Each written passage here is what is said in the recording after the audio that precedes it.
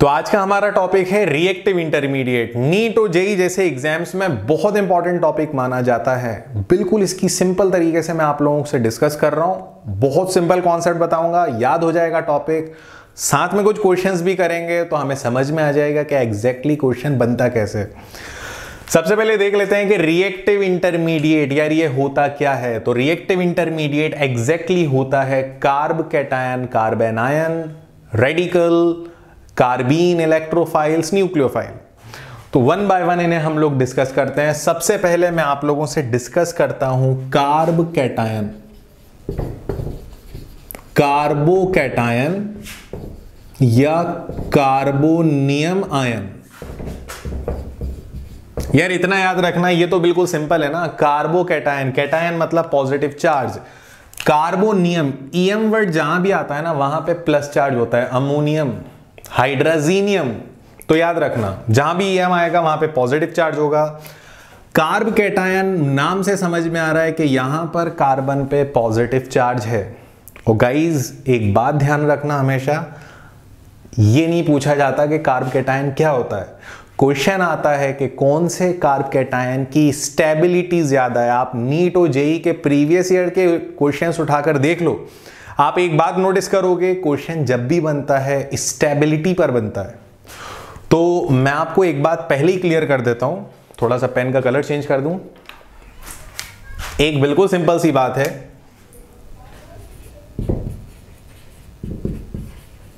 Stability is inversely proportional to charge. Charge कम होता जाएगा, स्टेबिलिटी बढ़ती जाएगी। अब ये कैसे होगा तो मैं आपको बता रहा हूं, बहुत सिंपल है। Stability is inversely proportional to charge. ये रूल जो है ना, ये हमें फॉलो करना है कार्ब कैटायन के लिए, आगे कार्बन आयन के लिए और इवन रेडिकल के लिए भी। तो हम लोग देख लेते हैं।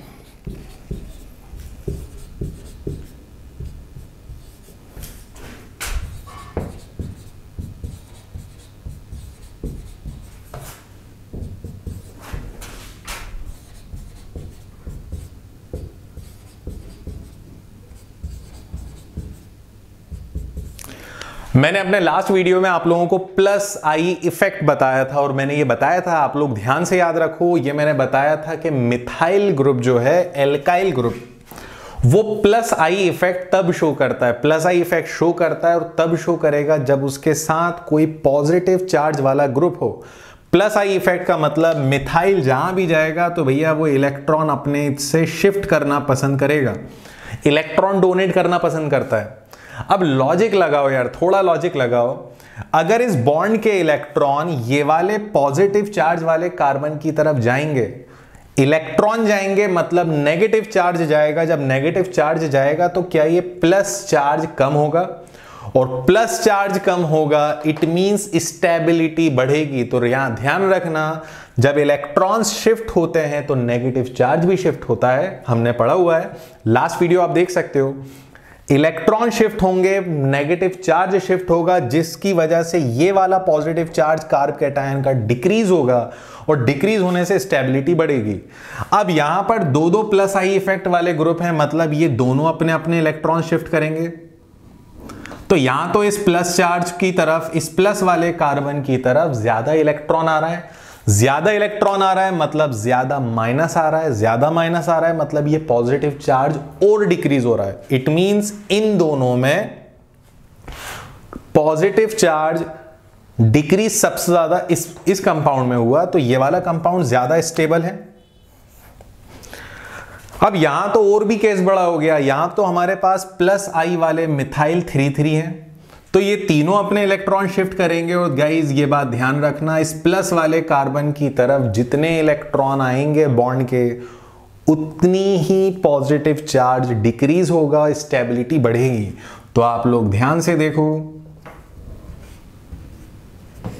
इस पॉजिटिव चार्ज को हम सबसे ज्यादा डिक्रीज होता हुआ देखेंगे। इट मींस ये वाला कार्ब कैटायन ज्यादा स्टेबल होगा। तो एक बात तो हमें समझ में आ गई कि कार्ब कैटायन अगर टर्शरी कार्बन पे प्लस चार्ज है, टर्शरी कार्बन किसे कहते हैं? ऐसा कार्बन जो डायरेक्टली 3,3 कार्बन चेन से जुड़ा हो। ये सेकेंडरी कार्ब कैटायन है। सेकेंडरी क्यों? क्योंकि ये carb cation directly 2 carbon chain से जुड़ा है, और ये प्राइमरी कार्ब कैटायन है क्योंकि ये वाला कार्बन डायरेक्टली 1 कार्बन चेन से जुड़ा हुआ है। तो अगर टर्शरी कार्ब कैटायन है तो टर्शरी वाला ज्यादा स्टेबल होगा। अगर टर्शरी कार्बन पे प्लस है, सेकेंडरी पे प्लस है, कम स्टेबल होगा, और अगर प्राइमरी पे प्लस है तो सबसे कम स्टेबल होगा। तो गाइज ये जो लॉजिक है ना, इसको मत भूलना, आप लोग इसे नोट कर लो पहले, और पहले आप लोग नोट कर लो इसे।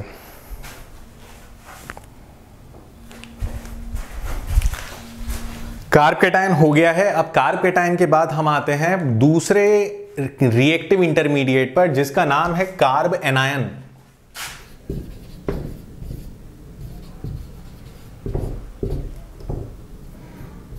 Carb anion. तो पहले मैं कर क्या रहा हूं, पहले मैं आपको कार्ब कैटायन, कार्ब एनायन बता रहा हूं, उसके बाद इसकी एक टेबल बताऊंगा जिसमें प्रॉपर मैं आपको इनकी हाइब्रिडाइजेशन, इनका शेप, इनका मैग्नेटिक बिहेवियर और इनकी रिएक्टिविटी का ऑर्डर सब कुछ हम डिस्कस करेंगे।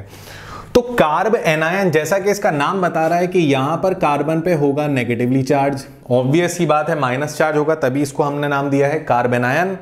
और जैसा कि हमने अभी पढ़ा था कि यहां पे क्वेश्चन स्टेबिलिटी पे आता है, तो स्टेबिलिटी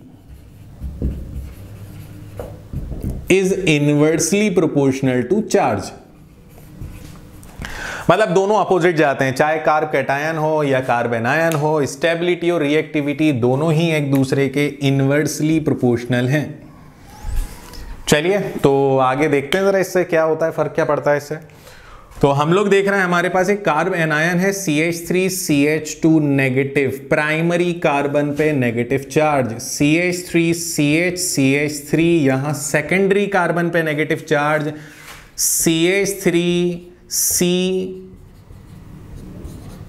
CH3 एंड CH3, तो यहां टर्शरी कार्बन पे नेगेटिव चार्ज।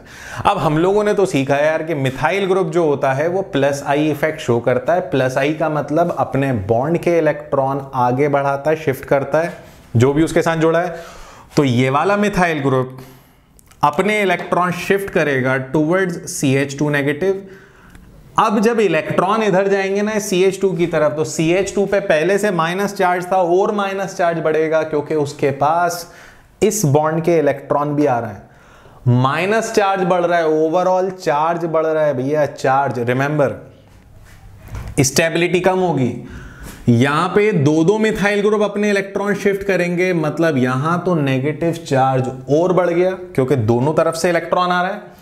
और यहां पर अगर हम देखें तो यहां पर ये 3 मिथाइल ग्रुप और and all 3 methyl group shows plus I effect, मतलब अपने इलेक्ट्रॉन्स इस कार्बन की तरफ शिफ्ट करेंगे, जिसकी वजह से इस कार्बन पे सबसे ज्यादा नेगेटिव चार्ज होगा। तो चार्ज जितना ज्यादा होगा स्टेबिलिटी उतनी कम होगी। इट मींस इन तीनों में अगर हम देखें तो सबसे कम स्टेबल ये है क्योंकि इस वाले कार्बन पे सबसे ज्यादा चार्ज है। इससे ज्यादा स्टेबल ये कंपाउंड है और इससे भी ज्यादा स्टेबल प्राइमरी कार्ब एनायन है। तो कार्ब कैटायन की स्टेबिलिटी से रिवर्स ऑर्डर मिलता है कार्ब एनायन की स्टेबिलिटी का। तो आप लोग इस बात का ध्यान रखना, चार्ज और स्टेबिलिटी का रिलेशन दोनों का अपोजिट चलता है। स्टेबिलिटी बढ़ेगी जब चार्ज कम होगा। तो मेरा ये कहना है कि आप पहले इसका स्क्रीनशॉट ले लो, इसे नोट कर लो, फिर हम आगे बढ़ते हैं, फिर टेबल पे भी आएंगे हम लोग और क्वेश्चंस पे भी आएंगे। तो यहां पर हम लोग करते हैं एक बड़ा ही अच्छा क्वेश्चन। ये क्वेश्चन हमारे लिए जनरली कॉम्पिटेटिव एग्जाम में MCQ फॉर्म में आता है। तो आप लोग देख सकते हो क्वेश्चन में लिखा हुआ है what is the correct order of decreasing stability of the following cation. तो भैया ये कैटायन हम लोगों को दिए गए हैं, cation number 1, first, second, third, आप देख सकते हो। तो इन तीनों कैटायन में हमें स्टेबिलिटी का ऑर्डर बताना है, डिक्रीजिंग ऑर्डर। यार ये थोड़ा खराब लिख गया है, इसको सही कर देता हूं मैं। डिक्रीजिंग ऑर्डर बताना है तो बड़ा सिंपल सा लॉजिक है यार, हमने सीखा है चार्ज कम करते जाओगे स्टेबिलिटी बढ़ती जाएगी, सिंपल सा कॉन्सेप्ट है। तो यहां पर अगर हम देखें तो यहां पर हमारे पास ये दोनों CH3 हैं जो शो करेंगे प्लस आई इफेक्ट। तो चलो देखते हैं हम लोग, ये दोनों CH3 अपने इलेक्ट्रॉन्स शिफ्ट करेंगे,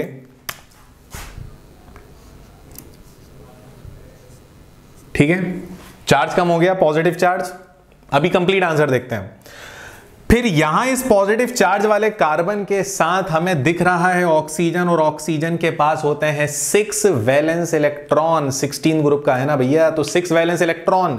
6 वैलेंस इलेक्ट्रॉन में से 2 इलेक्ट्रॉन बॉन्ड बनाने में चले गए, एक आगे वाला बॉन्ड और एक पीछे वाला बॉन्ड। अब ऑक्सीजन पे बचे हैं 4 वैलेंस इलेक्ट्रॉन, तो ये आ गए 4 वैलेंस इलेक्ट्रॉन, 1 2 3 एंड 4।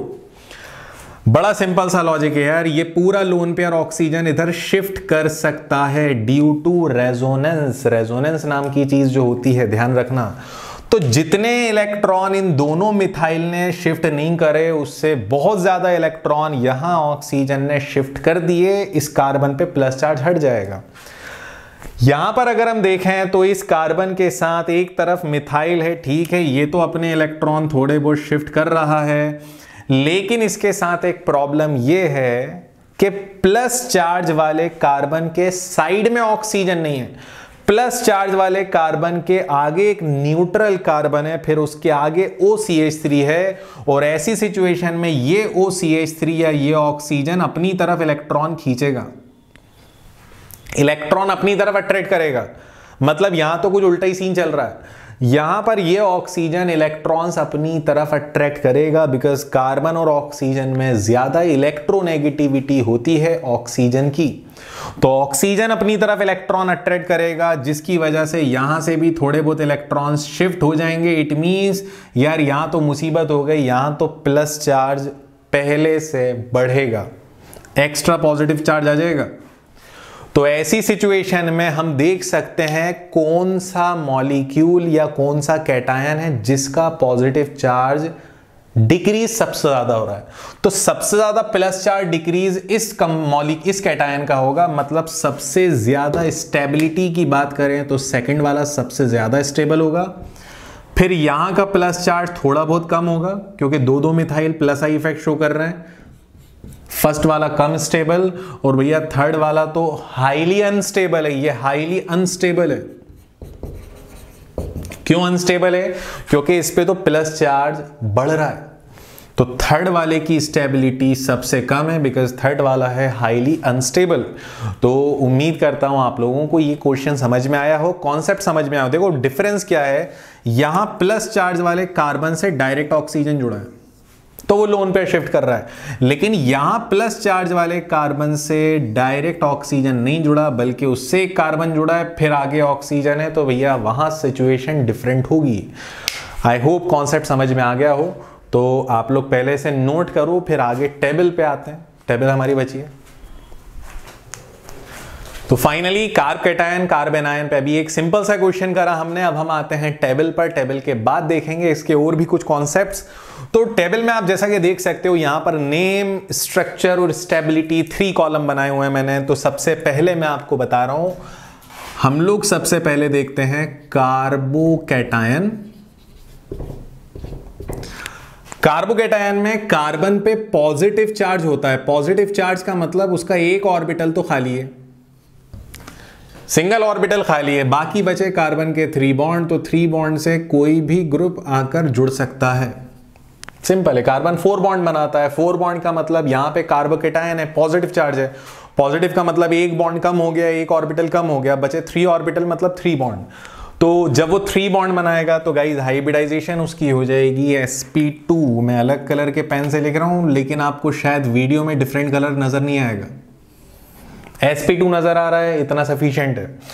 तो इसकी हाइब्रिडाइजेशन हो जाएगी sp2। sp2 की वजह से ये होगा प्लानर।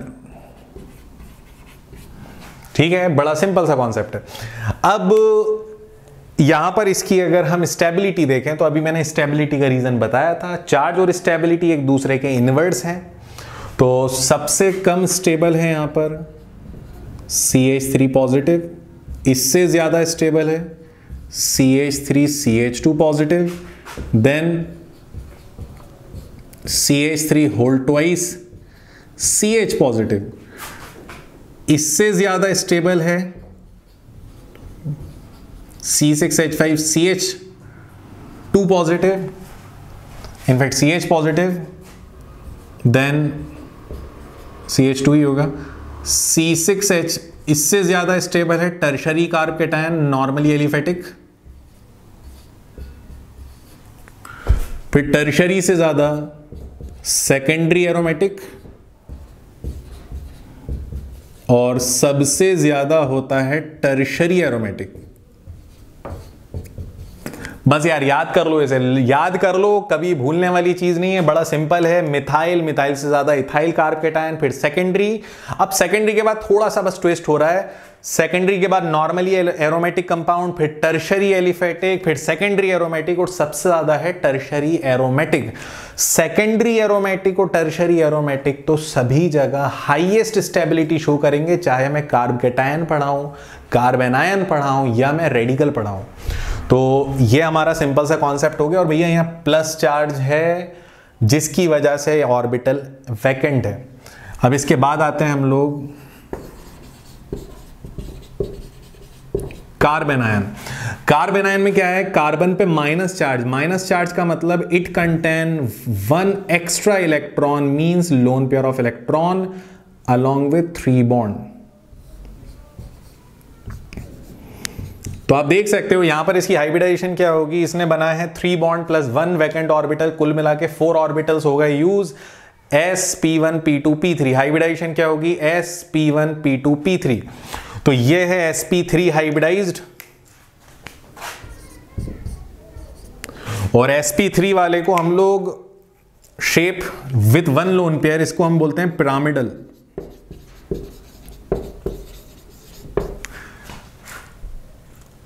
अब कार्ब एनायन जो है ना, इसकी रिएक्टिविटी का ऑर्डर अपोजिट है। कैसे अपोजिट है, थोड़ा सा यहां पे कंपेयर करके देखो। टर्शरी, सेकेंडरी, प्राइमरी में कंपेयर करो तो यहां पे टर्शरी सबसे ज्यादा रिएक्टिव था, तो टर्शरी यहां पे सबसे कम रिएक्टिव है, कम स्टेबल है। इससे ज्यादा स्टेबल है सेकेंडरी,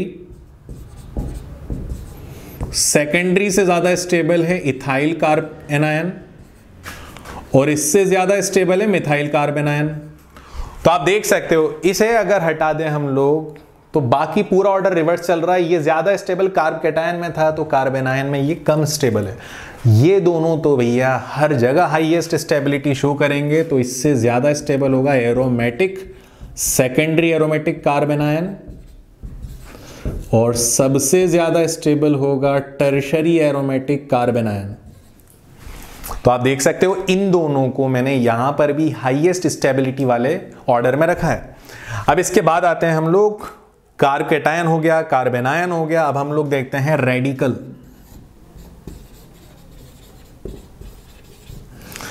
यार ये रेडिकल नाम की चीज जो है ना, ये थोड़ी डिफरेंट है। रेडिकल का मतलब यहां पर कार्बन के पास सिंगल इलेक्ट्रॉन प्रेजेंट होगा, ऑड इलेक्ट्रॉन,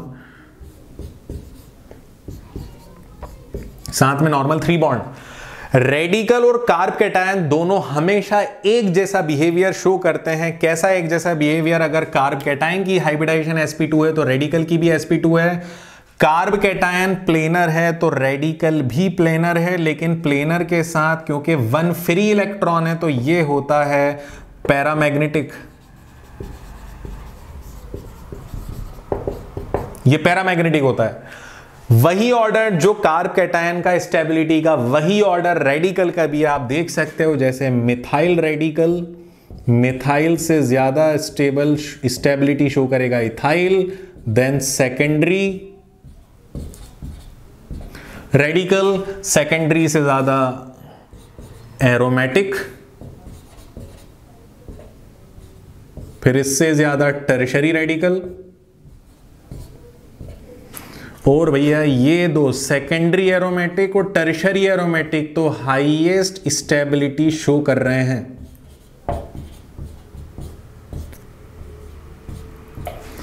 तो आप देख सकते हो, इसे याद करना बिल्कुल मुश्किल नहीं है। हम लोग एक बड़ा सिंपल सा लॉजिक देख रहे हैं कि ये दोनों तो हाईएस्ट स्टेबिलिटी शो कर रहे हैं, चाहे कार्ब कैटायन हो, कार्ब एनायन हो, या फिर रेडिकल हो। इन दोनों की स्टेबिलिटी तो सबसे ज्यादा है। अब इसके अलावा कार्ब कैटायन और रेडिकल की स्टेबिलिटी सेम है। कैसी सेम है, methyl, ethyl, then secondary, then tertiary. वही कार्ब कैटायन की, वही रेडिकल की है, बस कार्ब एनायन में इसका रिवर्स कर दो।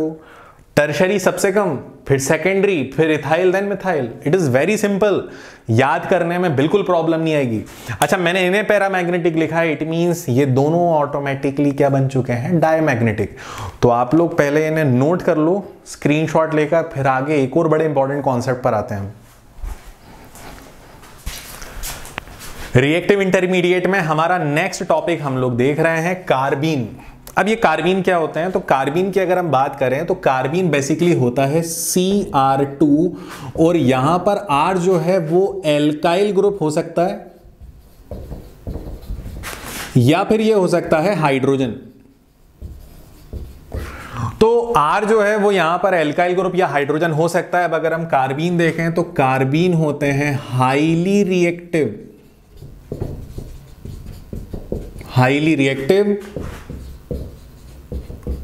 शॉर्ट लिव्ड, इनकी जो लाइफ होती है वो काफी शॉर्ट होती है, एंड न्यूट्रल कार्बन मॉलिक्यूल, और इसके अलावा ये होते हैं न्यूट्रल। तो गाइस इतना याद रखना कि ये होते हैं हाईली रिएक्टिव, शॉर्ट लिव्ड और न्यूट्रल मॉलिक्यूल। अब अगर हम इनको देखें, इनके टाइप्स, तो यहां पर बड़ा सिंपल सा अगर हम कॉन्सेप्ट देखें, टाइप्स ऑफ कार्बीन। देखो, हम लोगों को इतना तो पता है कि कार्बन की वैलेंसी होती है 4, मतलब कार्बन के पास 4 बॉन्ड बनाने की कैपेसिटी है due to presence of 4 unpaired electron जब वो एक्साइटेड स्टेट में जाता है। 2s का एक इलेक्ट्रॉन होता है और उसके अलावा 2p में 3 होते हैं इन एक्साइटेड स्टेट। तो अगर हम लोग यहां पर कार्बीन का कॉन्सेप्ट देखें,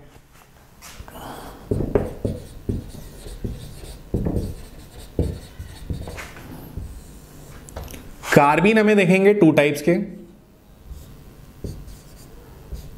ये हो गया Cr2 with lone pair of electron. Carbon के पास 4, यहां पर कार्बन के वैलेंस शेल में 4 इलेक्ट्रॉन है। 4 इलेक्ट्रॉन में से ये 2 इलेक्ट्रॉन से उसने 2 बॉन्ड बना लिए। रिमेनिंग 2 इलेक्ट्रॉन अगर लोन पेयर के फॉर्म में रहेंगे तो ऐसी सिचुएशन में ये वाला जो कार्बीन है ये कहलाएगा सिंगलेट कार्बीन। रिमेंबर, ये कहलाएगा सिंगलेट कार्बीन। सिंगलेट कार्बीन की हाइब्रिडाइजेशन होगी sp2, और sp2 के साथ ये शो करेगा प्लानर और बेंट स्ट्रक्चर। और आप देख सकते हो क्योंकि इसके पास इलेक्ट्रॉन पेयर्ड हैं, अनपेयर्ड नहीं है, तो ये होगा डायमैग्नेटिक। दिख रहा है, ये डायमैग्नेटिक लिखा हुआ है, ये होगा डायमैग्नेटिक। अब अगर हम कार्बीन का सेकंड टाइप देखें तो सेकंड टाइप है triplet carbene. Now what are triplet carbene? तो ट्रिपलेट में होता यह है कि कार्बन के साथ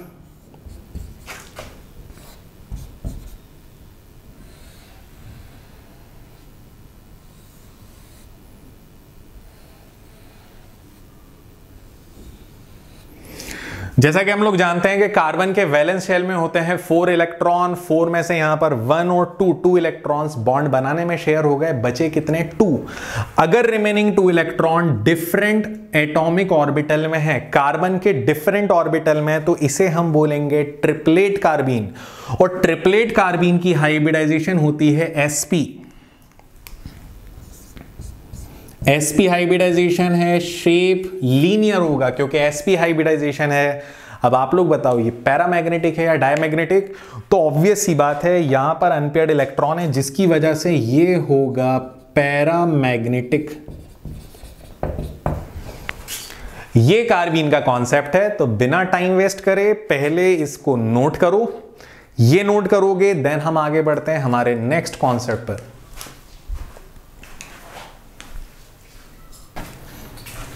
अब आती है हमारी थर्ड कैटेगरी रिएजेंट्स की जिसका नाम है एम्बीफाइल। एम्बीफाइल के साथ ये केस है कि ये इलेक्ट्रोफाइल और न्यूक्लियोफाइल दोनों की तरह बिहेव करते हैं।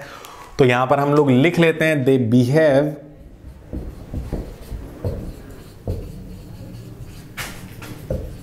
बोथ एज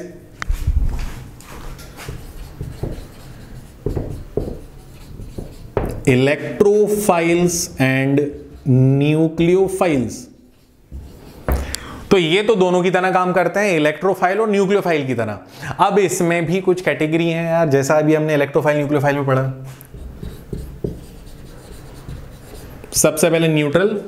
तो न्यूट्रल एम्बीफाइल्स में वो सभी ग्रुप आते हैं जो न्यूट्रल मॉलिक्यूल हैं और वो इलेक्ट्रोफाइल या न्यूक्लियोफाइल की तरह बिहेव करते हैं, जैसे एल्कोहल। एल्कोहल के अलावा हम देख सकते हैं वाटर, CH3CN एक्सेट्रा। ये सब न्यूट्रल एम्बीफाइल्स हैं। और अगर हम बात करें चार्ज्ड एम्बीफाइल्स की, तो चार्ज्ड एम्बीफाइल्स में हमारे पास बेस्ट एग्जाम्पल है वाटर का, H2O का। तो मैं आपको ये बात फिर से रिपीट कर रहा हूं, एम्बीफाइल्स। देखो यार, मैंने एम्बीडेंट न्यूक्लियोफाइल वर्ड यूज नहीं करा।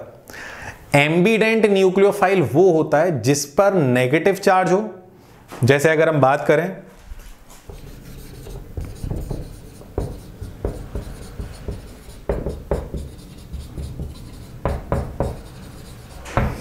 एम्बीडेंट न्यूक्लियोफाइल, ये केस बिल्कुल डिफरेंट है फ्रॉम एम्बीफाइल्स। एम्बीडेंट वर्ड का मतलब है डबल नेचर। अब ये अकेले एम्बीडेंट हैं, तो ये डबल एम्बीडेंट रिएजेंट है। एम्बीडेंट रिएजेंट मतलब ऐसे रिएजेंट जो इलेक्ट्रोफाइल और न्यूक्लियोफाइल की तरह काम करते हैं। यहां लिखा है एम्बीडेंट न्यूक्लियोफाइल, मतलब ये तो कंफर्म हो गया कि यहां पे न्यूक्लियोफाइल का ही बिहेवियर शो करेगा। नाउ एम्बीडेंट का मतलब डबल। अब ये डबल न्यूक्लियोफाइल कैसा है तो मैं आपको बता रहा हूं। जैसे CN नेगेटिव एक न्यूक्लियोफाइल है। अगर मैं CN लिखता हूं इट मींस कार्बन बॉन्ड बना रहा है किसी भी ग्रुप के साथ, और अगर इसे ही मैं लिख देता हूं NC नेगेटिव तो इट मींस यहां पर बॉन्ड बना रहा है नाइट्रोजन। तो देखो ना, डबल डबल एटम्स हैं बॉन्ड बनाने वाले, लेकिन एट द टाइम कोई एक एटम बॉन्ड बना सकता है, या तो कार्बन या नाइट्रोजन। दोनों एक साथ बॉन्ड नहीं बनाएंगे कि इधर कार्बन ने बना दिया उधर नाइट्रोजन ने। या तो कार्बन बॉन्ड बनाएगा या नाइट्रोजन। चलिए और देखते हैं हम लोग। NO2 नेगेटिव, नेगेटिव आ गया मतलब न्यूक्लियोफाइल हो गया, कंफर्म है। लेकिन NO2 को क्या हम लोग ऐसे भी लिख सकते हैं ONO। अगर ऐसा लिखा तो बॉन्ड बनाने वाला एटम होगा नाइट्रोजन, और अगर मैं इसे ऐसे लिख रहा हूं तो इट मींस बॉन्ड बनाने वाला एटम है ऑक्सीजन। तो आप लोग बिल्कुल ध्यान से समझकर इसे सॉल्व करना जब क्वेश्चन आता है, क्योंकि क्वेश्चन इलेक्ट्रोफाइल न्यूक्लियोफाइल पे आता है, वैरायटी वाइज क्वेश्चन आता है। और मैं फिर रिपीट कर रहा हूं यार, हम लोग चैप्टर एंड कर लें, फिर उसके बाद इस यूनिट को एंड करने के बाद हम क्वेश्चंस करेंगे, इसके प्रॉपर करेंगे सभी टॉपिक्स पर। फिलहाल आप लोग इसे नोट करो, इसका स्क्रीनशॉट ले लो। देखो वैसे तो क्वेश्चंस की वैरायटी बहुत ज्यादा है, लेकिन कुछ वैरायटी हम यहीं पर कवर कर लेते हैं और आगे कई वैरायटी के क्वेश्चंस हम लोग कवर करेंगे आगे शीट में। आप देख सकते हो ये क्वेश्चन बड़ा सिंपल सा क्वेश्चन है, लेकिन ये सिंपल क्वेश्चन भी हमें कंफ्यूज कर देता है अगर हमारी प्रैक्टिस ना हो। क्वेश्चन ये है, identify electrophilic centre in following. मैं बहुत इजी लेकिन काम आने वाला क्वेश्चन करवा रहा हूं आपको। Identify the electrophilic centre. तो गाइज इलेक्ट्रोफिलिक सेंटर नाम की चीज क्या होती है? जहां पे पॉजिटिव चार्ज आने के चांसेस हो, इलेक्ट्रॉन कम होने के चांसेस हो। ये दोनों फॉर्मूले दिए हैं और दोनों में हमें इलेक्ट्रोफिलिक सेंटर बताना है। तो चलो स्टार्ट करते हैं, कैसे हम इसे सॉल्व करेंगे। सबसे पहले इसको प्रॉपर इसका स्ट्रक्चर लिखो, CH3CHO। चलो ये वाला H मैं नीचे लिख देता हूं। अब थोड़ा सा ध्यान दो, बिल्कुल प्रॉपर तरीके से ध्यान दो आप लोग। यहां कार्बन ने बॉन्ड बनाया कार्बन के साथ, ये मत देखना 3 हाइड्रोजन के साथ, कार्बन ने बॉन्ड बनाया है इस CH3 के कार्बन के साथ। तो दोनों सेम आपस में बॉन्ड बना रहा है, इलेक्ट्रोनेगेटिविटी सेम है। कार्बन ने हाइड्रोजन के साथ बॉन्ड बनाया, हाइड्रोजन की इलेक्ट्रोनेगेटिविटी कम मानी जाती है, लेकिन इस कार्बन ने, बस ध्यान रखना इस कार्बन का, इस कार्बन ने आगे बॉन्ड बनाया अपने से ज्यादा इलेक्ट्रोनेगेटिविटी वाले एटम या ग्रुप के साथ।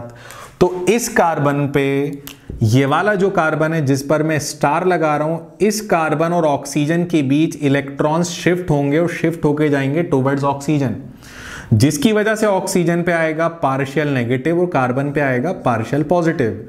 और जहां पार्शियल पॉजिटिव चार्ज आता है, जहां इलेक्ट्रॉन कम होते हैं, शिफ्ट होते हैं, डेफिशिएंट होते हैं। इलेक्ट्रॉन डेफिशिएंट जहां होते हैं या जहां प्लस आता है उसी को इलेक्ट्रोफिलिक सेंटर बोला जाता है। अगर इस क्वेश्चन में न्यूक्लियोफिलिक सेंटर पूछा होता ना तो हम ये ऑक्सीजन बोलते। तो इलेक्ट्रोफिलिक सेंटर यहां कार्बन का काम कर रहा है, कार्बन ही है जो इलेक्ट्रोफिलिक सेंटर का काम कर रहा है। चलिए नेक्स्ट एग्जांपल देखते हैं हम लोग। CH3CN, CN को जब एक्सपेंड करके लिखते हैं तो पता चलता है कि कार्बन नाइट्रोजन में ट्रिपल बॉन्ड है। हम सारे एटम्स को देख लेते हैं। चलो ये वाले कार्बन को देखूंगा तो इसने 3 हाइड्रोजन से बॉन्ड बनाए हैं और एक बॉन्ड बनाया है आगे वाले कार्बन के साथ। इस कार्बन पे माइनस चार्ज प्लस चार्ज आने की चांसेस नहीं है। इस वाले कार्बन को अगर मैं देखता हूं तो इसने पीछे बॉन्ड बनाया कार्बन के साथ, कोई शिफ्टिंग नहीं होगी इलेक्ट्रॉन की, सेम इलेक्ट्रोनेगेटिविटी है। लेकिन इसने आगे बॉन्ड बनाया नाइट्रोजन के साथ। Nitrogen is more electronegative than carbon, क्योंकि नाइट्रोजन कार्बन से ज्यादा इलेक्ट्रोनेगेटिव है। इसी वजह से इस कार्बन पे आएगा पार्शियल पॉजिटिव और नाइट्रोजन पे आएगा पार्शियल नेगेटिव। तो हमारा इस मॉलिक्यूल का इलेक्ट्रोफिलिक सेंटर जो है वो ये वाला कार्बन है और इस मॉलिक्यूल का इलेक्ट्रोफिलिक सेंटर ये कार्बन है जिस पर मैंने स्टार लगाया हुआ है। तो आप लोग इस क्वेश्चन को नोट कर सकते हो, जरूर नोट करना अपनी कॉपी में।